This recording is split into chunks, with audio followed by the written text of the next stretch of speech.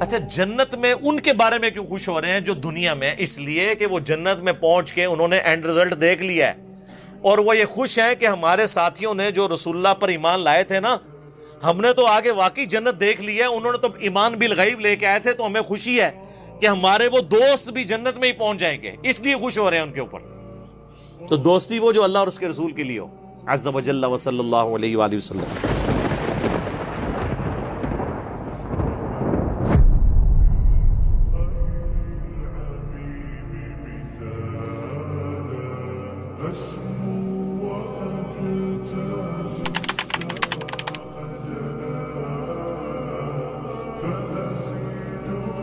اب اللہ تعالیٰ کی طرف سے ایک ایسی آیت آ رہی ہے جس میں اہل ایمان کے لیے وہ تسلی ہے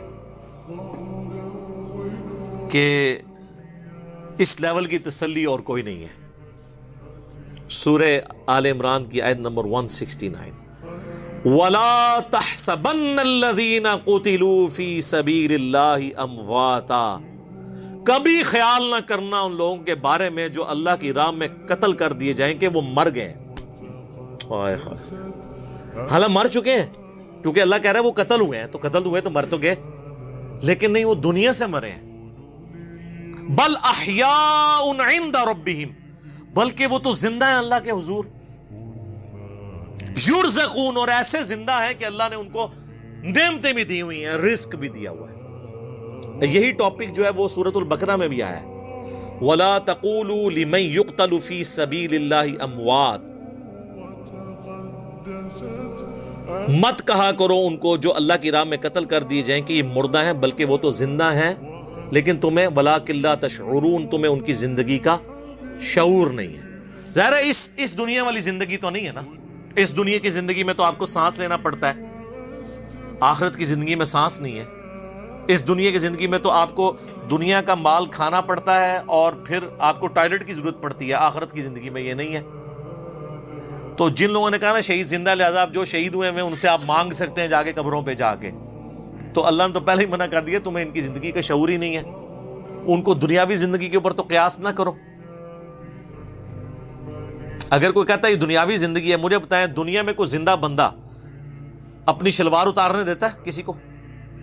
تو آپ بڑے سے بڑا کوئی بزرگ ہو، ایون انبیاء کرام بھی جب فوت ہوئے ہیں ان کو بھی غسل دیا گیا، صرف ایک احترام ان کے ساتھ ہوا کہ ان کے کپڑے نہیں اتارے گئے۔ ابو داؤد میں آتا ہے کہ صحابہ پہ اونگ تاری ہوئی اور ایک آواز آئی پیچھے سے، یہ وہ نہیں ہے جو بزرگوں کو آواز آئی، یہ صحابہ کو اللہ کی طرف سے فرشتے نے ندا کی کہ حضور کو ان کے کپڑوں سمیت غسل دیا جائے، ورنہ صحابہ کرام کپڑے اتارنے لگے، وہ پریشان ہو گیا ہم اتارے نہ اتارے۔ تو یہ صرف رسول اللہ کا پروٹوکول ہے بس، اور کسی کا پروٹوکول نہیں ہے۔ اس کے بعد صحابہ، اہل بیت، بزرگان دین سب کے کپڑے نہیں اترے، تو زندہ بندہ اپنے کپڑے اتارنے دیتا ہے؟ ہونا تو چاہیے یہ کہیں جی جب بزرگوں کو غسل دینے لگے تو انہوں نے کہا ٹھہر جاؤ، میں آپ غسل کر کے آگے پھر لیٹ جانا، کفن دے دو، منو بال ٹانگ دو، میں آپ پا لینا۔ اس طرح ہوا ہے کبھی؟ تو پھر یہ زندگی آخرت کی زندگی ہے نا، دنیا کی زندگی تو نہیں ہے۔ فرحین بما آتاہم اللہ، وہ بڑے خوش ہیں ان نعمتوں میں جو اللہ نے ان کو دی ہیں، من فضلی، اپنے فضل سے، وَيَسْتَبْشِرُونَ بِالَّذِينَ لَمْ يَلْحَقُوا بِهِمْ، اور وہ خوش ہو رہے ہیں جنت میں بیٹھے بیٹھے ان لوگوں کے بارے میں بھی جو ان کو ابھی مر کے نہیں ملے۔ بھئی جو دنیا میں زندہ ہیں ان کے بارے میں جنتی کیوں خوش ہو رہے ہیں؟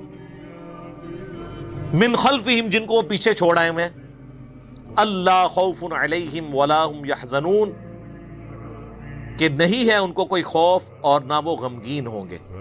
اچھا جنت میں ان کے بارے میں کیوں خوش ہو رہے ہیں جو دنیا میں؟ اس لیے کہ وہ جنت میں پہنچ کے انہوں نے اینڈ رزلٹ دیکھ لیا ہے، اور وہ یہ خوش ہیں کہ ہمارے ساتھیوں نے جو رسول اللہ پر ایمان لائے تھے نا، ہم نے تو آگے واقعی جنت دیکھ لی ہے، انہوں نے تو ایمان بالغیب لے کے آئے تھے، تو ہمیں خوشی ہے کہ ہمارے وہ دوست بھی جنت میں ہی پہنچ جائیں گے، اس لیے خوش ہو رہے ہیں ان کے اوپر۔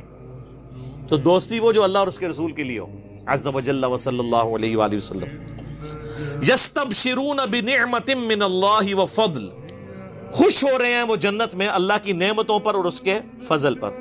وَأَنَّ اللَّهَ لَا يُضِيعُ أَجْرَ الْمُؤْمِنِينَ، اور اس پر کہ اللہ تعالیٰ کبھی ضائع نہیں کرے گا اہل ایمان کا اجر۔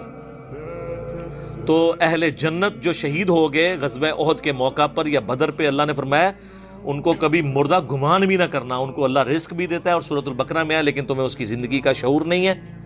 انبیاء بھی زندہ ہیں آخرت کی زندگی میں، اولیاء اللہ بھی زندہ ہیں، اور اللہ کے دشمن بھی زندہ ہیں آخرت کی زندگی میں، لیکن وہ جہنم میں زندہ ہیں۔ جو قرآن میں ہے نا کہ فرعونی صبح و شام آگ پہ پیش کیے جاتے ہیں، ان کو عذاب تو ہو رہا ہے، مرتے ہی عذاب کا سلسلہ ان پہ شروع ہے۔ اس آیت کے کانٹیکسٹ میں صحیح مسلم میں ایک حدیث ہے، اسی آیت کے کانٹیکسٹ میں، کہ ان کو گمان نہ کرنا جو مر جائیں اللہ کی راہ میں کہ وہ مر گئے، وہ اللہ کے حضور زندہ ہیں، ان کو رزق دیا جاتا ہے۔ تو حضور سے جب پوچھا گیا یا رسول اللہ یہ کس طرح کی زندگی ہے، تو آپ نے فرمایا کہ اللہ تعالیٰ اہل جنت کو وہاں پر یعنی ان کی روحوں کو پرندوں میں ڈال دیتا ہے، اور وہ جنت میں اڑتے پھرتے ہیں، سبز پرندے، اور وہ شام کے وقت آ کے عرش کے نیچے جو اللہ کی قندیلیں ہیں نا ان پہ آ کے بیٹھ جاتے ہیں۔ تو اللہ تعالیٰ ان سے پوچھتا ہے ہاں جی کوئی نعمت چاہیے؟ وہ کہتے ہیں یا اللہ تو نے اتنا کچھ ہمیں دیا ہے، ہمیں تو کسی نعمت کی ضرورت ہی نہیں ہے۔ تو جب اللہ تعالیٰ بار بار اصرار کرتا ہے نا تو وہ پھر ایک نعمت کہتے ہیں کہ یا اللہ تو ہمیں دنیا میں دوبارہ بھیج دے، ہم دوبارہ تیری راہ میں قتل ہوں اور پھر شہید ہو کے تیرے پاس پہنچے۔ تو اللہ فرماتا ہے کہ یہ وہ نعمت ہے، یہ میں تمہیں نہیں دوں گا، کیونکہ جو میرا یہ قانون ہے کہ جو ایک دفعہ دنیا سے آ گیا وہ واپس نہیں جا سکتا۔ ہاں عبد القادر جیلانی کی روح کھول لین لادہ گال ہے کہانیاں، یہ مسلم شریف ہے، مولانا شریف نہیں۔ اللہ فرمائے گا یہ تو میرا رول ہے کہ جو مر کے میرے پاس آیا وہ دوبارہ نہیں آ سکتا، اس کے علاوہ کچھ اور مانگنا ہے تو مانگ لو۔ تو کہتے ہیں اللہ تو نے ہمیں سب کچھ دیا۔ اسی کو سپورٹیو ایک اور حدیث ہے صحیح مسلم میں کہ اللہ کے محبوب علیہ السلام فرماتے ہیں کہ قیامت والے دن جنت میں پہنچنے کے بعد کوئی شخص دنیا میں آنے کی تمنا نہیں کرے گا سوائے وہ شخص جو دنیا میں شہید ہوا وہ تمنا کرے گا کہ کاش میں دنیا میں دوبارہ جا کے اللہ کی راہ میں قتل ہو جاؤں۔ اور اسی کانٹیکسٹ میں بخاری مسلم کی حدیث ہے کہ میری خواہش ہے میں اللہ کی راہ میں قتل کیا جاؤں، پھر زندہ کیا جاؤں، پھر قتل کیا جاؤں، پھر زندہ کیا جاؤں، پھر قتل کیا جاؤں، پھر زندہ کیا جاؤں، پھر قتل کیا جاؤں۔ حضور کی خواہش صحیح مسلم میں حدیث ہے جو شہادت کی تمنا کے بغیر مرا وہ منافقت میں مرا۔ اور مسلم شریف میں ایک حدیث ہے جس کے دل میں شہادت کی تمنا ہوئی اسے اپنے بستر پہ بھی موت آئی نہ عام حالت میں بیماری سے، اللہ اس کو شہید لکھ دے گا۔ سبحان اللہ وبحمدہ سبحان اللہ العظیم۔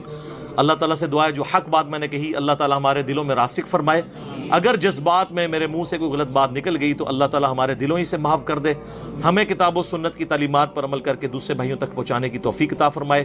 سبحانک اللہم وبحمدک اشہد ان لا الہ الا انت استغفرک واتوب الیک وما علینا الا البلاغ المبین۔ جزاکم اللہ خیرا۔ محتسبا